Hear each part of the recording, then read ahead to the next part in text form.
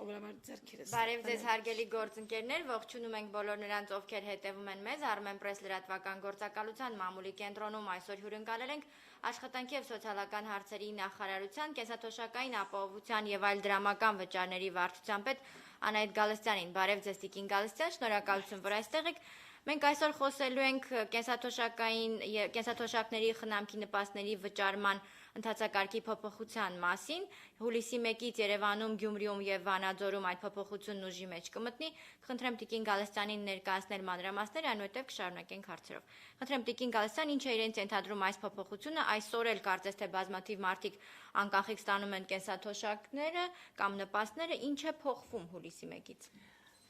Տեսեք, կենսաթոշակները եւ եկեք մի անգամ ես թվարկեմ նաեւ նպաստների տեսակները, այսուհետեւ կասեմ պարզապես նպաստներ։ Ուրեմն խոսքը վերաբերում է բոլոր տեսակի կենսաթոշակներին, ծերության, հաշմանդամության, կերակրողին կորցնելու դեպքում նպաստին եւ երեխայի խնամքի նպաստին։ Այս 4 նպաստի տեսակներին եւ բոլոր տեսակի կենսաթոշակներին։ Մինչեւ այսօր էլ նրանք վճարվում են երկու եղանակով՝ կանխիկ եղանակով եւ անկանխիկ եղանակով։ Մի փոքր բացենք կանխիկ-անկանխիկ հասկացությունը, որ հետագայում կիրառելիս հասկանալի լինի։ Կանխիկ եղանակը ենթադրում է հայփոստի միջոցով։ Անձը գնում է հայփոստ իր տարածքային բաժանմունք, իրեն սպասարկող տարածքային բաժին եւ ստանում իր կենսաթոշակը կամ նպաստը։ Երկրորդ եղանակը անկանխիկ եղանակն է, ինչը նշանակում է անձը կենսաթոշակը կամ նպաստը ստանում է բանկային համակարգի միջոցով։ Ընտրում է բանկը, որից ուզում է ստանալ, որի միջոցով ուզում է ստանալ կենսաթոշակը կամ նպաստը, իր ցանկությունը հայտնում է տարածքային բաժնին, իսկ գալիս է տարածքային բաժին, մի դիմում գնում, որ ցանկանում եմ ստանալ այսինչ բանկի միջոցով։ Այդքանը, դրանից հետո վճարում ուղարկում է այդ ինչ բանկը։ Ընդ որում այսօր էլ գործող օրենսդրության համաձայն անձը կարող է փոխել բանկը, այսինքն մի անգամ որ բանկ ընտրեց, չստացեց որ հուրհավիցյան պիտի այդ բանկի միջոցով ընտրել։ Կարող է փոխել բանկը, ստանում է կանխիկ եղանակով հայփոստի միջոցով, կարող է փոխել ստանալ բանկի միջոցով, ստանում է բանկի միջոցով, կարող է փոխել ստանալ հայփոստի միջոցով։ Այսինքն այսօր կենսաթոշակների եւ նպաստների վճարման եղանակը ընտրում է ինքը շահառուն իր ցանկությամբ, որը իրեն հարմար կլինի։ Օրենսդրական փոփոխության արդյունքում վճարման կենսաթոշակների նպաստների վճարման գործընթացը մի քիչ ավելի բարելավելու, ավելի հեշտացնելու նպատակով ներդրվում է ավելի այսպես պարտադրանք ասենք, հարկադրանք ասենք, հա, անկանխիկ եղանակի կիրառմամբ կենսաթոշակների նպաստների վճարման շրջանակների ընդլայնում։ Այսինքն այնպես որ առաջին անգամ այսօր, այսինքն հուլիսի 1-ից մենք պիտի անկանխիկ եղանակով վճարում կատարենք։ Առաջին անգամը ընդամենը այն է, որ որոշ խմբի կենսաթոշակառուներ, նպաստառուներ այլևս չեն կարող ընտրել եղանակը, կանխիկ թե անկանխիկ։ Նրանք կարող են ընտրել անկանխիկ եղանակով վճարումներ կատարող կազմակերպությունը։ Եղանակը այլևս ընտրել չեն կարող։ Խնդիրը սրանում է։ Այսինքն ինչն է օրենսդրական փոփոխության տրամաբանությունը, բովանդակությունը, որ մինչև 75 տարեկան շահառուներ, մի բառ ասեմ, հա, շահառուներ, այսինքն կենսաթոշակառուներ, նպաստառուներ, մինչև 75 տարեկան շահառուները չեն կարող այլևս ստանալ կանխիկ եղանակով։ Նրանք կարող են ստանալ բացառապես անկանխիկ եղանակով իրենց ընտրած կազմակերպության միջոցով։ Որ կազմակերպությունների միջոցով կարող է քաղաքացին ստանալ իր կենսաթոշակը կամ նպաստը։ Բանկերի միջոցով եւ հուլիսի 1-ից հայփոստը միանում է բանկերին եւ եւս կարող է հայփոստի միջոցով, այստեղ էլեկտրոնային փոխհասկացությունն է ներդրված, մի փոքր համակարգը դեռ ավելի կատարելագործման ճանապարհին է, բայց հուլիսի 1-ից հայփոստը եւս պատրաստ է անկանխիկ եղանակով էլեկտրոնային փողի միջոցով վճարել կենսաթոշակներ եւ նպաստներ։ Այսինքն օրենսդրական փոփոխության բովանդակությունը սրանում է ու հստակեցնենք, ովքեր չեն կարող ստանալ այլևս կանխիկ եղանակով։ Մինչև 75 տարեկան շահառուները, որոնք չեն հանդիսանում առաջին կամ երկրորդ խմբի հաշմանդամ։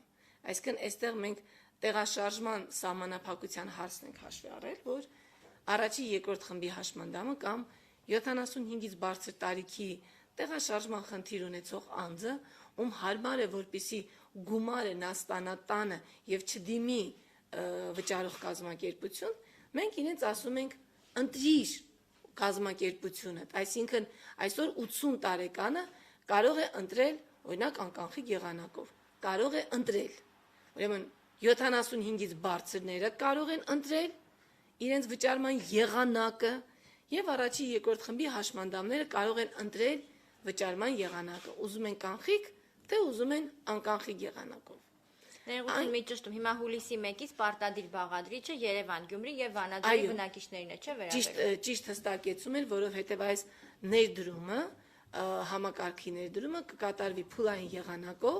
այստեղ անկանխիկ եղանակով ծառայություններ մատուցելու հնարավորության ապահովումն է։ Այսինքն եթե մենք այսօր ասենք բոլորով անցնում ենք, ակնհայտ է, որ անկանխիկ եղանակով ոչ բոլոր բնակավայրերն են պատրաստ ծառայություններ մատուցել։ Դրա համար փուլ կանենք, կբաժանենք, բաժանված է այսինքն օրենսդրությամբ արդեն իսկ 4 փուլով, հուլիսի 1-ից խոսքը կվերաբերի բացառապես Երևան, Գյումրի, Վանաձոր քաղաքների շահառուներին, շուրջ 56000 շահառուներ ունենք, որոնք հունիս ամսվա դրությամբ իրենց կենսաթոշակը ստացել են կանխիկ եղանակով, որոնց տարիքը չի գերազանցում 75-ը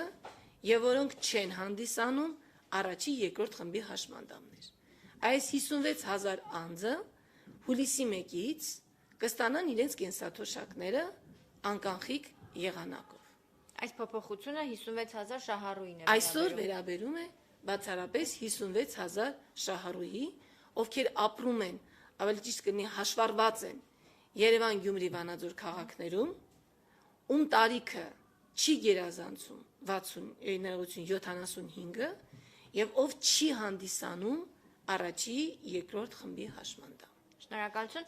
Կասեք, քանի որ սա պարտադիր բաղադրիչ է, ինչ պետք է անեն կենսաթոշակառուները կամ նպաստ ստացողները մինչև հուլիսի 1-ը, ինչ փաստաթղթերում դիմել։ Կենսաթոշակառուներին, ուրեմն բոլոր դեպքերում անցումները ձեր հարցի միջև պատասխանեն, ասեն, որ հաջորդ փուլում կներառվեն հանրապետության մյուս քաղաքները, երրորդ փուլում 1000-ից ավել բնակիչ ունեցող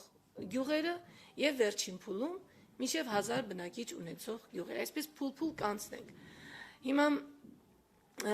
օրինակ նույն Երևան քաղաքը, Երևան, Գյումրի, Վանաձորը, բոլոր դեպքերում, ասած 4 բնակավայրերի պարագայում են անցման նախորդ 6 ամսվա ընթացքում, իսկ հենց անցումային ժամանակահատված ենք տալիս։ Օրինակ Երևան, Գյումրի, Վանաձոր քաղաքներում, ովքեր կենսաթոշակ նշանակելու համար դիմել են 21 թվականի հունվարի 1-ից հետո, նրանց արդեն առաջարկվել է ընտրել անկանխիկ եղանակը։ Այսինքն ընտրել որևէ վճարողի, նրանք այլևս կենսաթոշակը չեն ստացել կանխիկ եղանակով։ Նաև ինչ որ մեկի վճարումն է դադարեցված եղել, ստանալու իրավունքն է դադարեցված եղել, կենսաթոշակի տեսակն է փոխել, չգիտեմ, հաշմանդամությանից անցել է տարիքայինի կամ հակառակը, տեսակ է փոխվել, կամ ասենք վերահաշվարկման համար է դիմել։ Այս բոլոր դեպքերում, երբ որ կենսաթոշակի իրավունքին առնչվող հարցերով քաղաքացին դիմել է տարածքային բաժին, նրա վճարման եղանակը արդեն իսկ փոխվել է անկանխիկ եղանակի։ Եվ հիմա նույնը լինել է մյուս բնակավայրերում, ասենք, օրինակ հուլիսի 1-ից մինչև 22 թվականի հունվարի 1-ը, մնացած մյուս քաղաքներում, ովքեր կդիմեն կենսաթոշակի իրավունքի իրացման հարցում, արդեն իրենք կանցնեն անկանխիկ եղանակի։ Հունվարի 1-ը կասենք դե ներողություն, արդեն քաղաքներ ջան, դուք էլ անցեք անկանխիկ եղանակի։ Այսինքն այդ նախապատրաստական փուլերը արվել է, բայց հիմա փաստ է, որ մենք հունիս ամսվա կենսաթոշակների եւ նպաստների վճարման ցուցակներով 56000 անձի վճարել ենք կանխիկ եղանակով։ 56000 անձ, ես անդադ կրկնում եմ, որովհետեւ մեր շահառուները ֆիքս են, հա, ովքեր պետք է ընտրեն ինչ որ մի գործողություն ունեն կատարելու։ Ուրեմն գործողություն ունեն կատարելու Երևան, Գյումրի, Վանաձոր քաղաքներում բնակվող այն կենսաթոշակառուները, որոնց տարիքը միջև 75 է, որոնք չեն հանդիսանում առաջի երկրորդ խմբի հաշմանդամ։ Այս մեր քաղաքացիները ինչ պիտի անեն, եթե հունիս ամսվա կենսաթոշակը ստացել են կանխիկ եղանակով հայփոստի միջոցով։ Իրենք պետք է դիմեն իրենց կենսաթոշակի եղանակը փոխելու եւ ընտրեն որ կազմակերպության, որ բանկի կամ հայփոստի միջոցով են գուցե թե ցանկանում անկանխի եղանակով ստանալ իրենց կենսաթոշակը կամ նպաստը։ Ու դիմեն, երբ դիմեն։ Բարձ է, որ եթե հուլիսի 1-ից է անցումը, պիտի դիմեն առնվազն մինչև հուլիսի 1-ը։ Քանի որ շահառուների թիվը մեծ է, մենք վճարման եղանակը փոխելու կարգը շատ հստակ է։ Անձը դիմում է տարածքային բաժին եւ ասում է. ես ուզում եմ կենսաթոշակը ստանալ A բանկի միջոցով։ Վերջ։ Այդ հայտարարության հիման վրա մենք կենսաթոշակը ուղարկում ենք A բանկ եւ կենսաթոշակառուն գումարը ստանում է A բանկից։ Բարձր չէ, որ A բանկը ես այսպես փոփոխականանում եմ ասում, որ բանկերի մոտ որևէ նախապատվություն հանկարծ մենք չտանք։ Ուրեմն ինչ է անում։ Դիմում է տարածքային բաժին, անձնագրով եւ ասում է. խնդրում եմ իմ կենսաթոշակը, այնտեղ դիմումի ձևը կա, պարզապես պիտի գրել A բանկի անունը, որ ընտրում է կենսաթոշակառուն,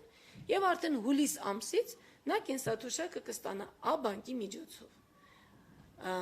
Եթե ամեն դեպքում քաղաքացին չի հասցրել դիմի, ինչ է լինում։ Եթե քաղաքացին չի հասցրել, նախ ասեմ, որ կարող է դիմել ցանկացած տարածքային բաժին։ Այսինքն, եթե ինքը հաշվառված է Երևանում, բայց ամառ է, գնացել է ազգականների տուն, չգիտեմ, որ գյուղում, որը շատ զով է, շատ հով է, պետք չի գա հասնի Երևան, թող մոտակա տարածքային բաժինը, որտեղ որ կլինի, այդ դիմումը ինքը ներկայացնի։ Մյուսը, քանի որ 56,000 շահառուի մասին է խոսքը, ասենք բոլորը տարածքային բաժին կան, այստեղ խնդիրները որպեսզի մի քիչ չբարթանան, մենք հնարավորություն ենք տվել, որպեսզի իրենց դիմումները ներկայացնեն բանկ կամ հայփոստ։ Ենթադրենք որևէ մեկը ընտրում է, որ պիտի հայփոստի միջոցով անկանխի եղանակ ստանա։ Դիմում է հայփոստի տարածքային բաժին։ Որոշում է ստանալ որևէ բանկի միջոցով։ Կարող է դիմել բանկ։ Բայց այստեղ մի փոքր ժամկետներ եկեք սահմանափակումներն ասենք, եթե քաղաքացին տարածքային բաժնի փոխարեն հարմար է գտնում, որ դիմի հայփոստ կամ որևէ իր ընտրած բանկ, ապա խնդրում ենք դիմել այսօր եւ երկուշաբթի, որտեղ հունիսի 21 արդեն լրանում է։ Ինչու ենք ժամկետ սահմանել, որպեսզի բանկերը հասցնեն այդ տվյալները կամ հայփոստը ամփոփել, հասցնեն փոխանցել մեզ, իրենք 2 օր ժամանակ ենք տվել, որպեսզի իրենք ամփոփեն այդ ստացած տվյալները, եւ հունիսի 23-ին այդ բոլոր դիմումները, որ կներկայացվեն հայփոստ կամ բանկ, կստանա նախարարությունը հանձինս միասնական սոցիալական ապահովության ծառայությանը, ծառայությունը արդեն այդ տեղեկատվությունը կներմուծի մեր էլեկտրոնային կենսաթոշակ համակարգ, եւ քանի որ մեր այնտեղ ձեռքով կենսաթոշակի նպաստի ցուցակ չի ձևավորում 500,000 մարդու ցուցակ չի կարելի ձեռքով ձևավորել, եւ երբ որ էլեկտրոնային կենսաթոշակ համակարգի միջոցով էլեկտրոնային եղանակով կձևավորվեն հուլիս ամսվա կենսաթոշակները, արդեն ամեն անձի դիմաց գրված կլինի այն կազմակերպությունը, ում որ ինքը ընտրել է։ Եվ այնուհանդերձ, եթե ելի մարդիկ կգտնվեն, որ չեն հասցնի դիմել հայփոստ կամ բանկ կամ տարածքային բաժին, ներողություն կխնդրենք իրենցից եւ իրենց փոխարեն ընտրությունը կանենք մենք։ Ինչպես ընտրությունը կանենք, ասենք պայմանական թվեր եմ ասում, ներողություն եմ խնդրում, որտեղ այս պահին դեռ գործընթացը գնում է, չեմ կարող ավելի կոնկրետ թվեր ասել։ Ենթադրենք, թե 56,000 անձից, օրինակ 40,000-ը դիմեցին որևէ կերպ, ելի կրկնեմ ներողություն կրկնի համար, ուղղակի ամրագրվի, որ չխառնենք, դիմում են ցանկացած տարածքային բաժին, միասնական սոցիալական ծառայության ցանկացած տարածքային բաժին, դիմում են հայփոստ, եթե ուզում են անկանխիկ եղանակով ստանալ հայփոստի միջոցով, դիմում են այն բանկի մասնաճյուղ, որի միջոցով ուզում են ստանալ։ Այս 3 տարբերակը կա։ Եվ այնուհանդերձ եթե չեն դիմում, եւ ին բերած օրինակում ասենք 16,000 մարդ ինչ որ պատճառներով չդիմեց։ Հուլիսի 1-ին մենք ցուցակը ձևավորում ենք, կձևավորենք վճարման ցուցակը առանց այդ 16,000 մարդու, հետո կտեսնենք այդ 16,000 մարդուն կբաշխենք համամասնորեն, A բանկը, չգիտեմ 20%-ն է, B բանկը 25%-ն է, C բանկը այսքան տոկոսն է, հայփոստը այնքան տոկոսն է, հա, այդ 16,000-ին տոկոսային համամասնությամբ հաշվի առնելով բնակավայրերը կբաշխենք բանկերի եւ հայփոստի վրա։ Բայց ամենևին չի ենթադրում, որ հավերժը հետո քաղաքացին կցանկանա կփոխի։ Հիմա ենթադրենք, թե մենք ընտրել ենք A բանկը, քաղաքացին ուզում էր B բանկը կամ Հայփոստը։ Նախ հարգելի քաղաքացի, եթե ունես նախընտրություն, խնդրում եմ հասցնել մինչև ամսի 21-ը դիմել Հայփոստ կամ բանկ, կամ մինչև մի շաբաթվա ընթացքում դիմել ցանկացած տարածքային բաժին։ Բայց եթե հանկարծ կլինի մի բանկ, որտեղ քաղաքացին կամ բանկ կամ Հայփոստ, որտեղ քաղաքացին չի ուզում այդ բանկի միջոցով ստանալ, անկախ որևէ կարգավորումներից, հիմա էլ, նախկինում էլ, հաջորդ ժամանակահատվածում էլ միշտ անձը կարող է դիմել եւ ընտրել այն կազմակերպությունը, որի միջոցով ուզում է ստանալ։ Վերջին հաշվով այսօր այստեղ եմ ապրում, ինձ մոտ է այս բանկի կամ Հայփոստի տարածքային բաժին այստեղից եմ ստանում, վաղը տունս փոխում եմ, գնում եմ այնտեղից եմ ուզում ստանալ։ Որևէ խնդիր չկա վճարող կազմակերպությունը փոխելը։ Պարզապես ինչու է երկուստեք շահավետ, երկուստեկի նկատի ունեմ։ Ես կասեմ նույնիսկ երեք կողմի համար շահավետ է, որպեսզի մեր շահառուները ընտրեն իրենց վճարող կազմակերպությունը։ Շահավետ է վճարող կազմակերպությանը, հստակ կիմանա իր շահառուներին։ Շահավետ է առաջին հերթին ես սխալ հերթականությամբ սկսեցի քաղաքացուց։ Ինքը կիմանա հուլիս ամսին ուր գնա այդ կենսաթոշակը ստանա։ Հունիսին գնաց Հայփոստից ստացավ։ Հուլիսի 1-ն է։ Հիմա այս մարդը որտեղից գնա կենսաթոշակ ստանա։ Մենք պատրաստվում ենք այդ սարսափելի զանգերի հեղեղին դիմակայել, զանգելու ենք ու հարցնենք։ Ես այսինչյան են ինչն եմ, ուր գնամ ստանամ։ Մի ըպե ներողություն, բացենք նայենք, տեսնենք իրանը որ բանկն է, հետո հեռախոսը շատ զանգեն, հեռախոսները զբաղված լինեն, պարզվի որ լավ չենք աշխատում զանգեին, չենք պատասխանում։ Այս տեսակի խնդիրներից խոսա, այդ համար մեզ համարել է, այսպես ասեմ, շահավետ, ձեռնտու, որ քաղաքացին գնային քննի, որ այդ սուբյեկտիվ պահով վաղ ինֆորմացիա չտանք։ Դրանք անձնական տվյալներ են։ Չենք կարող տեղադրել որևէ սայթում, որ մտնի ինչ-որ մեկը գտնի, տեսնի, թե որ կազմակերպության միջոցով է ինքը ստանում։ Տարբերակը լինելու է տեղեկացվածությունը։ Ոչ բոլոր գործերում կան էլեկտրոնային փոստի հասցեներ։ Մենք երկար մտածեցինք, լավ, այդ 16000-ի մասած պայմանական թվին մենք համամասնորեն բաշխեցինք։ Իսկ մարդը որտեղից իմանա, որտեղից գնա իր կենսաթոշակը ստանա։ Ինքը պիտի այդ ինֆորմացիան ունենա։ Ինֆորմացիան ունենալու տարբերակները շատ պարզ են։ Կամ ինքը պետք է միտեղ զանգի, մի դուր ծեծի, ասի ուր գնամ, կամ պետք է այդ ինֆորմացիան միտեղ լինի, որ ինքը մտնի, տեսնի, թե ուր գնա։ Սա անձնական տվյալներ են, ինչ որտեղ դնելու տարբերակություն է։ Հնարավորություն չկա հեռախոսազանգ կամ փոստատարը, որ գնում է տալիս է։ Չէ, փոստատար չկա։ Հասկանում եմ, բայց կոնտակտներ հաստատ կլինեն։ Կոնտակտը լինելու է տարածքային բաժին, որպեսզի զանգեն, տեսնեն ուր գնանք։ Սա է կոնտակտը լինելու։ Հիմա մենք արդեն պարտադիր պայման մտցրել ենք մի քանի ամիս է, որ երբ որ կենսաթոշակառուն դիմում է ներկայացում, պարտադիր լինի էլեկտրոնային հասցեն, պարտադիր լինի հեռախոսահամարը, որովհետև մենք հաշվի առնելով, որ մի քիչ տարիքով շահառուների հետ ենք գործ ունեցել, անկեղծ ասած, այսպես գրում ենք, բայց այնքան էլ վստահ չենք էլի, որ օրինակ 70 տարեկան մեր շահառուն անպայման էլեկտրոնային փոստի հասցե կունենա։ Բայց գոնե բջջային հեռախոս ունի, հեռախոսահամար լինի, կարողանանք SMS-ների միջոցով կամ էլեկտրոնային հաղորդագրությունների միջոցով հետադարձ կապ ապահովել։ Այս պարագայում դա այդպես չաշխատող տարբերակ է եւ մնալու ենք հեռախոսազանգերի հույսին հիմնականում կամ քաղաքացիները պիտի այցելեն տարածքային բաժին։ Իմ կարծիքով երկուսն են այսպես նախընտրելի տարբերակներ չեն։ Դրա համար ես կխնդրեի, որ մեր քաղաքացիները օգտագործեն ժամանակը եւ դեռ հնարավորություն կա դիմեն եւ ընտրեն այն կազմակերպությունը, որի միջոցով իրենք կցանկանան հուլիսի 1-ից Երևան, Գյումրի, Վանաձոր քաղաքի 75 տարին չլրացած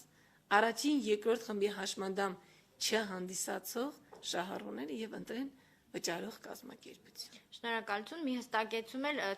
կենսաթոշակառուները կամ նպաստացողների համար չի ենթադրվում որևէ վճար բանկային ծառայություններից օգտվելու դեպքում, չէ՞։ Տեսեք, այսօր էլ կենսաթոշակառուն որևէ վճար չի կատարում ոչ Հայփոստին, ոչ բանկին, կանխի կամ անկանխի եղանակով ստանալու համար։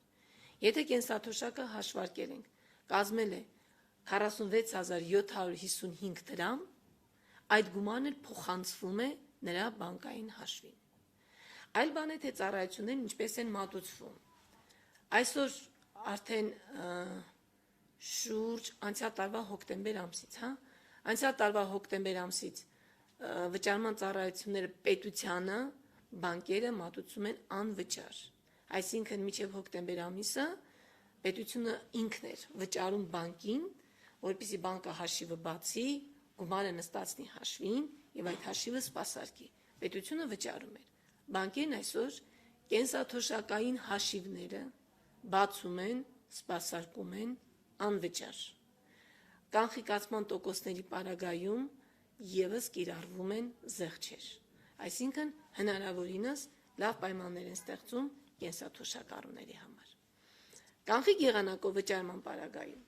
վճարման ծառայությունների համար պետությունը վճարում է եւ շարունակելու է վճարել, որովհետեւ կենսաթոշակի վճարման ծառայությունը հայփոստը այսպես ոնց որ մատուցում է պետությանը եւ պետությունը պատվիրում է ծառայություն հայփոստից, ինչի համար նա կատարում է վճար։ Ուրեմն կանխիկ եղանակով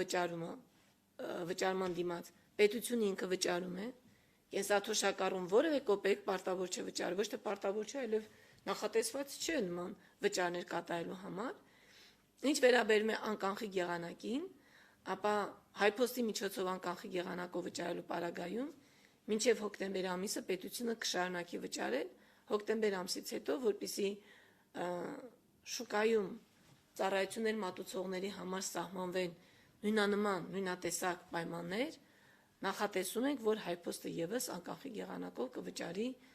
ծառայությունները կմատուցի անվճար, այսինքն պետությունը դրա դիմաց որևէ գումար չի վճարի։ Բայց կրկին ուզում եմ հիշեցնել, որ կենսաթոշակառուն կենսաթոշակը ստանում է ամբողջությամբ, նա որևէ կոպեկ, որևէ գումար չպետք է վճարի ոչ բանկին, ոչ հայփոստին, անկախ վճարման եղանակից։ Շատ լավ, շնորհակալ եմ։ Դուք ունեք արդեն տվյալներ, թե այս նշված 56 շահառուից դիմողներ կան, ինչպիսի ակտիվություն ունենք։ Ներողություն, խնդրում չունեմ այս բանի տեղեկատվություն։ Շատ լավ։ Դիմումները ստանում են հայփոստը, բանկերը եւ ծառայությունը, ամեն դեպքում դիմումներն ընդունվում են։ Շատ լավ։ Եվ եթե ընդհանուր առմամբ ամփոփենք, կասեք նման քաղաքականության գնալը ինչ է տալիս նախարարության, ինչ է տալիս քաղաքացիներին, ընդհանուր առմամբ մենք ինչ խնդիր ենք դրել նման գործընթացի առջև։ Ինքնին ըստ էության ինքը բազմակողմ մի քանի նպատակ հետապնդող քայլ է։ Մեր կենսաթոշակառուները կանցնեն անկանխիկին ու կտեսնեն, որ պարզապես դա ավելի հարմար է փող ունենալ եւ փող ծախսել անկանխիկ եղանակով։ Մի քիչ գործնականում իրենք կշփվեն դրա հետ ու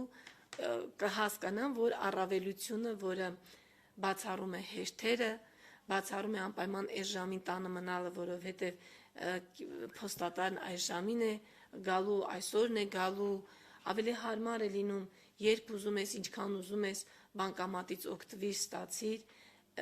եկեք այն ասում աչքներից չփակենք, որ տարեցների պարագայում երբեմն դժվարանում են բանկամատից օգտվել, այդ խնդիրը կա, այնուհանդերձ ես կարծում եմ մշակույթը, որ ներդրվում է ինքը ֆինանսական հարաբերությունների մակարդակում մի մակարդակ ավելի բարձր է եւ ես կարծում եմ մեր աշխատող կենսաթոշակառուները, իսկ արդեն գալիս են աշխատող կենսաթոշակառուները բանկամատიდან խորտ չեն, անկանխիկ քարտով վճարումներում էլ խորտ չեն, արդեն իրենք ավելի որոշակի են ասում են ոչ կենսաթոշակային կենցաղում այդ հմտություններին քիչ շատից արդեն տիրապետում են։ Եվ մյուս խնդիրը այդ նախ այդ ծառայությունների մատուցման որակի բարձրացման խնդիր կա այստեղ եւ երկրորդը մենք այսօր պետական բյուջեով 1 միլիարդ 300 միլիոն դրամ նախատեսել ենք այն պետության կողմից վճարման ծառայությունների համար վճարումներ կատարելուն։ Ես կարծում եմ պետությունը այդ 1.3 միլիարդը ավելի նպատակային տեղ կունենա օգտագործել, այսինքն սա կավելացնի նաեւ ես չեմ ասում խնայողություն, ես ասում եմ ծախս արդյունավետությունը, այսինքն պետական միջոցները պիտի ծախսվեն ավելի արդյունավետ, ավելի նպատակային ըստ անհրաժեշտության։ Եվ կարծում եմ, որ այս քաղաքականության ներդրման արդյունքում գող կլինի շահառուն, որովհետև ինքը ավելի հարմար եղանակով կստանա կենսաթոշակը, գող կլինին կենսաթոշակ վճարող մեր կազմակերպությունները, որովհետև իրենք կարողանան շփվել պոտենցիալ այլ ծառայությունների համար պոտենցիալ շահառուների հետ եւ ինչու՞ չէ գող կլինի պետությունը, որովհետեւ կբարձրացնի իր ծախս արդյունավետությունը։ 1 միլիարդ 300 միլիոնը, որ նշեցիք, դա հնարավոր է խնայել կամ արդյունավետ ծախսել, եթե ամբողջ Հայաստանում այս ծառայությունը մտնի ուժի մեջ։ Այո։ Եղավ, շնորհակալ եմ շատ, հարցեր չկան, դուք ավելացնել բան եք։ Ուզում եմ տեսնեմ ինչ որ բան բաց չենք թողել։ Ամեն դեպքում ես իսկապես էլի մեկ անգամ կխնդրեմ, որ անպայման մեր շահառուները դիմեն եւ ընտրությունը կատարեն իրենց վճարող կազմակերպություններն են բանկերը, ովքեր միասնական սոցիալական ծառայության հետ կնքել են պայմանագիր, պայմանագրերի ցանկը ծառայության սայթում տեղադրված է, խնդրում եմ, որպեսզի մտնեք, տեսնեք, նախարարությունն էլ իր սայթում կտեղադրի մեկ անգամ եւս բավական տեսանելի տեղում, որպեսզի շատ այսպես չփորփրենք տեղեր մտնենք, որ այդ ցանկը գտնենք, կտեղադրենք, որպեսզի իմանան, որ բանկերը համարյա բոլոր բանկերի հետ մենք պայմանագիր ունենք կնքած, կարող են դիմել հայփոստի հետ, ներողություն, այնուհանդերձ մի լրացում ուղակի կատարեմ, զուտ օրենսդրական կարգավորումներից բխող մի փոքր առանձնահատկություն կա հայփոստով անկանխիկ վճարել, թե բանկով անկանխիկ վճարել։ Մի փոքր տարբերություն կա բանկերի պարագայում։ Հիմա այսօր չի, վաղը չէ, հուլիսին, օգոստոսին, եթե ինչ-որ մեկը ընտրում է բանկը, նա պարզապես դիմում է տարածքային բաժին ու ասում է. ես ընտրում եմ այսինչ բանկը եւ վերջ։ Իսկ հայփոստով անկանխիկ վճարումների պարագայում նախ նա պետք է դիմի հայփոստ, կնքի էլեկտրոնային փողի վճարման սպասարկման եւ հաշվի սպասարկման պայմանագիր, նախապես կնքի այդ պայմանագիրը, այդ դեպքում հայփոստը իրեն կտա տեղեկան, որ այո պայմանագիրը կնքված է, եւ այդ տեղեկանքով նոր դիմի տարածքային բաժին, որ ինքը ընտրում է հայփոստի միջոցով անկանխիկ եղանակով ստանալը։ Այսօր այս этаպը բարձեցված է, որովհետեւ հայփոստը ինքը, երբ որ կդիմեն հայփոստի անկանխիկ եղանակով վճարելու համար, հայփոստը տեղում կկնքի պայմանագիր, այդ դիմումի տվյալները կվերցնի ու կփոխանցի ծառայությանը, բայց հուլիս ամսվանից հետո, եթե մեր շահառուները կցանկանան հայփոստի միջոցով անկանխիկ եղանակով ստանալ կենսաթոշակամ նպաստ, խնդրում եմ նախապես նախ դիմել հայփոստ, որպեսզի դիմեն կնքեն իմ ասած էլեկտրոնային փողի հաշվի սպասարկման պայմանագիրը, նոր հետո այդ համապատասխան տեղեկանքի հետ դիմեն տարածքային բաժին։ Առաջիկայում մենք ավելի տեղեկատվական մեր համակարգերի կատարելագործմամբ կփորձենք ավելի հեշտացնել դիմումների ընդունման եղանակները, փորձենք կիրառել առցանցները, բայց այս բանը մի քիչ ավելի այսպես ծանրաբեռնված ենք աշխատանքները, դա ապագայի խնդիր է, մենք անպայման հանրությանը կտեղեկացնենք թե օրենսդրական փոփոխությունների եւ թե այդ մատչելի ծառայությունների մատչելիության հետ կապված ինչ փոփոխություններ որ ունենանք։ Շնորհակալ եմ շատ, ձեր գործերին հաջողություն։ Շնորհակալություն։ Ավարտենք։ Հաջողություն։